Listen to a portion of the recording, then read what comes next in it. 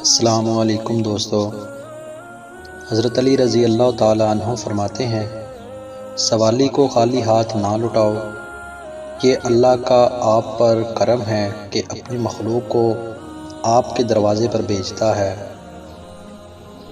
جو بندہ اللہ کی اطاعت کرتا ہے اور اپنے ہر کام میں اللہ سے مدد کا طلبگار ہوتا ہے اور ہر وقت اللہ کو یاد رکھتا ہے، اس کی عقل میں روشنی اور نور پیدا ہو جاتا ہے۔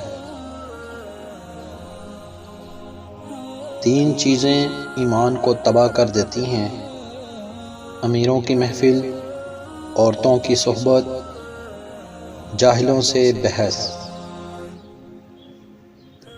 حضرت علی رضی اللہ تعالیٰ عنہ سے پوچھا گیا کہ مخلوق کی اس قدر کثرت کے باوجود اللہ تعالیٰ ان سے کیسے حساب لے گا؟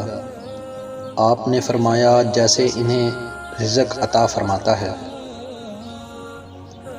جو شخص تمہاری نظروں سے تمہاری ضرورت کو نہیں سمجھ سکتا، اس سے کچھ مانگ کر خود کو شرمندہ نہ کرو۔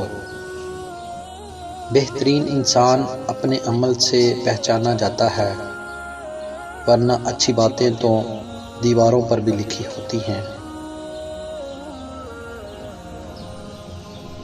ہمیشہ اس انسان کی بہت عزت کرو جو آپ کو ناپسند ہو، کیونکہ ہو سکتا ہے کہ آپ کی عزت کرنے سے اس کا کردار بدل جائے۔ حضرت علی رضی اللہ تعالیٰ عنہ نے فرمایا، جو شخص اپنے قلب میں اہل بیت کی محبت رکھتا ہے اور زبان سے ہمیں برا نہیں کہتا، وہ جنت میں ہمارے ساتھ ہوگا۔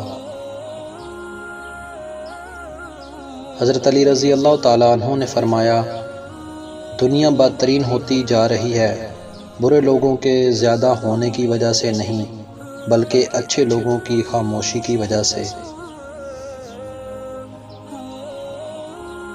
اچھے لوگوں کی ایک خوبی یہ بھی ہوتی ہے کہ انہیں یاد رکھنا نہیں پڑتا، وہ یاد ہی رہتے ہیں۔ حضرت علی رضی اللہ تعالیٰ عنہ نے فرمایا، حق بات کی پہلی نشانی ہے، اس کی مخالفت ہوتی ہے، جس کی کوئی مخالفت نہیں وہ قطعاً حق نہیں۔ اپنے خالق سے مانگا کرو، جو دے تو رحمت اور نہ دے تو حکمت۔ مخلوق سے مت مانگو، جو دے تو احسان، نہ دے تو شرمندگی۔ دوستو، امید کرتا ہوں کہ یہ ویڈیو آپ کو ہماری اچھی لگی ہوگی۔ اگر آپ کو ہماری یہ ویڈیو اچھی لگی ہے تو پلیز لائک کیجیے اور ہمارے چینل کو سبسکرائب کر لیں۔